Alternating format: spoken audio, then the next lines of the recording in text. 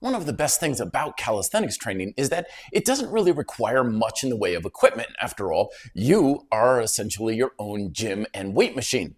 But you do want a place to hang and maybe a couple of other little accessories, and that can be a little bit cumbersome, especially if you're living in a small apartment or a place that doesn't really have the space or the walls you can bolt something into in a very secure fashion. And that's where good old-fashioned doorway calisthenics can really shine. It can give you a wide range of exercises that you can work your entire body with, and yet it doesn't take up much space. The exercise equipment is pretty economical, and it's pretty easy to take down and set up at a moment's notice. But there are a few things you want to be mindful of when it comes to getting the most out of your doorway calisthenics gym and exercise program, and that's what we're going to be talking about in today's video. So greetings once again, my friend, to another episode here, the Red Delta Project YouTube channel. We're simplifying fitness by observing the fundamental principles of mother and human nature that govern your results. I'm Matt Schifferly, and doorway calisthenics, first and foremost, is a little bit more about the equipment that you're using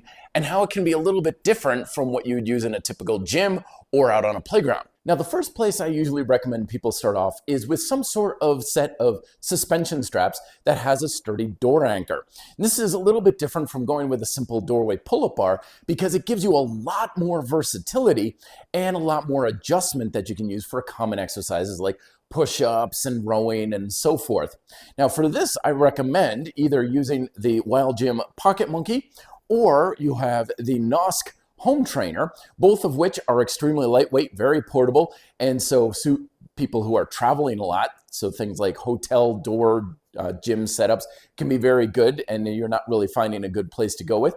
And they're also really quick, easy to set up and adjust. The setup is very quick and easy. You just simply throw the anchor over the door, and ideally, you pull the door shut in the direction you're going to be applying force. That way, as you lean onto the straps, you're effectively keeping the door closed and you're applying force throughout the entire door frame, rather than if I was going the other way, all of my weight would be essentially on just the bolt or the latch that's holding the door closed.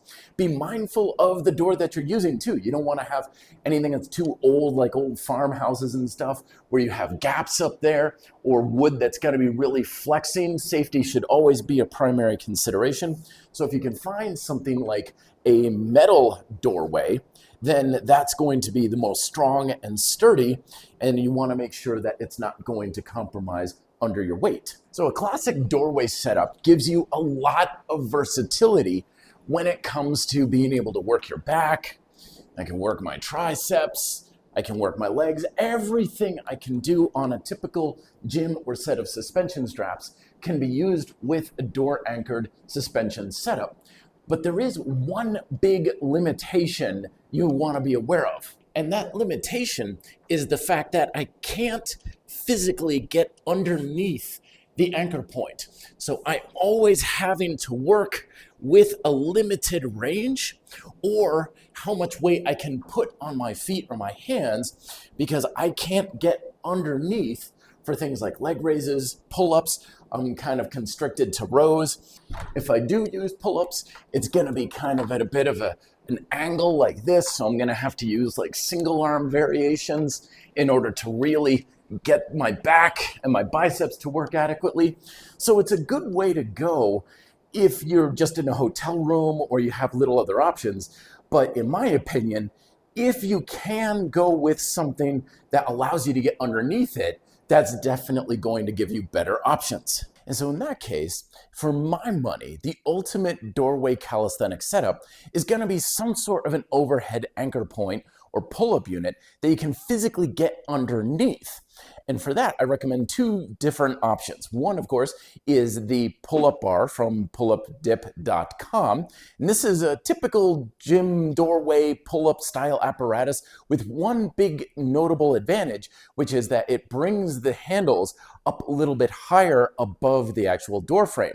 So if you're someone like me who's about 5'10" or so, most door frames, when you put a pull-up bar on it, the handles are below the door frame, so you're not going to be able to get much of a full hang. This is an elevated bar, so you can get much more of a full hang. I'm 5'10", and with this unit, I can just about get my feet off the floor, especially if I'm keeping my shoulders down and packed. However, one of the downsides to the classic doorway pull-up bar that I've always kind of found as a little bit of a nuisance is that they've always got these handles that are like, you've got the neutral grip and then you've got various different angles and stuff, and at first it kind of looks like this is an advantage, like, oh, you got all these great fancy grips. But when it comes to very classic progressive calisthenics techniques especially, these handles are more just in the way. The best type of handles that we can use are either individual handles that we can put at any width or angle that we want, or a simple straight bar without any sort of attachments or angles to it. And that's usually a lot harder to find with doorway pull-up bars. If you could find it, great. But usually there's just a lot of metal that just kind of impedes what you're doing. So as a result, most of the time, you just kind of stick to the same pull-up or hand techniques, and you're ultimately limited by all of these options. Other options that exist for doorway pull-up units are these ones that kind of wedge in the doorway or even bolt into the doorway itself. And I've got some experience with these sorts of things. I used several of them during the lockdowns and stuff. I kind of got a little pull-up handle crazy and stuff. And in my experience, these things are actually quite terrible. I can't flat out recommend them. They've damaged my doorways. They've not been reliable. They've not been something that I felt very safe using. Bottom line is, skip them. I wouldn't use them if you don't have to. And that's why, for my money, the ultimate doorway pull-up apparatus are the Duonamic pull-up handles. These allow you to put a handle pretty much at whatever width you like. You have some degree of twisting and rotation. They're just a simple straight handle that feels good in the hand. And there's not a lot of stuff that's getting in the way. They just simply clamp onto your door frame. So again, you want to make sure you've got a sturdy molding there. They're very strong and sturdy if the door is built properly and is up to code. And they also give you plenty of adjustment, and they're very portable to boot. They fit into this case that you can get with it, and they're quick and easy to take down as well. And then to finally round things out, I highly recommend having some sort of rings or suspension setup on the pull-up apparatus that you have in the doorway. And not only does this give you a lot more versatility and a lot more exercise options, but it also gives you the ability to accommodate a lot of exercises to what your personal fitness level is, and you're not stuck with either being on the floor or fully hanging from the doorway pull-up bar. You can do things like adjusted pull-ups, rows, adjusted push-ups, and so on. And once again, I'm a fan of the Duonamic handles because a lot of doorway pull-up bars are not designed to specifically have some sort of a suspension setup attached to it. The bands can kind of slide around, or the straps can slide around. They don't really have a good anchor point, although there is a ring on the pullupdip.com pull-up bar, which can be used for something like a TRX. But the Duonamic LVs have these purpose-built ring setup that you can use. And this ensures that, one, you have rings that are adjustable in the height for a doorway. You're not going to have a whole lot of excess strap kind of flapping around, and they're harder to adjust. And it also gives you something that's very strong and sturdy that works with the LVs, so you can confidently use it. So getting a full under the anchor point or under the support type of approach with doorway calisthenics is definitely preferable. And kudos to you if you have a high enough door frame that it allows you to get a full hang or a full stretch. But that's usually not the case, but not to worry, because there's a few key little technical differences or changes that you want to make in order to get the most out of your classic full hang exercises. The first of which, of course, is your classic pull-up. Now, if you're at a low door frame like this and your feet are on the floor, you can use that as a handy little regression for regular pull-ups if you're struggling with those by using your leg assist, and you can give yourself some strong negatives. But if you want to get your full pull-up, it's as simple as simply picking up your knees behind you, but there's a consideration to, well, consider, because a lot of times when we pick our knees up, we tend to angle backwards a little bit, which compromises the angle of your shoulder. So even though you're getting like a full hang and your arms are straight, you're actually creating an angle here in your shoulder. So it's almost more like just a really big, heavy horizontal row instead. And my arms are not really getting that full nice stretch. So you want to be mindful of the tension in your abs and your glutes, of course, as well as your lats, to make sure you're coming all the way down, and then you can pick yourself up into a classic pull-up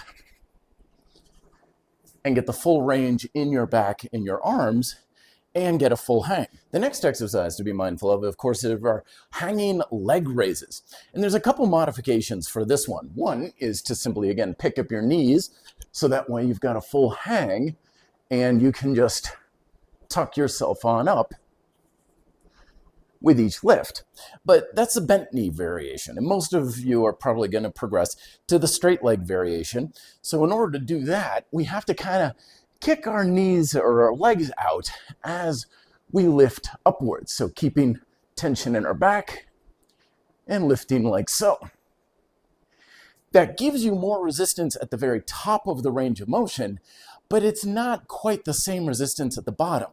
So for that, what I recommend is actually pulling yourself up into an isometric pull-up so you can get your legs into a full hang.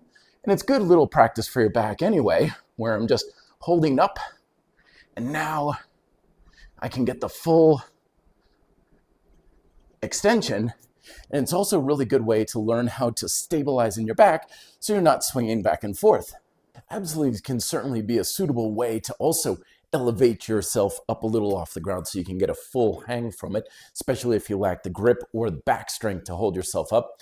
But generally, I look at ab slings kind of like push-up handles. They're like training wheels. They can certainly help you overcome and work around any sort of impediments that'll prevent you from doing the exercises.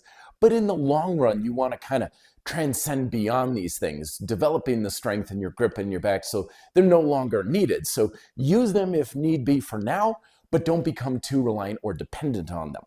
Another technical consideration is when using straps or gymnastics rings and being able to adjust your body's angle to gravity, because that gives you a lot more options for exercises and for levels of resistance.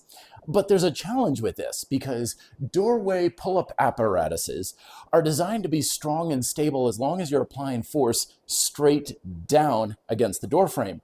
And angling yourself at different positions will compromise the stability and safety of whatever type of apparatus you're using.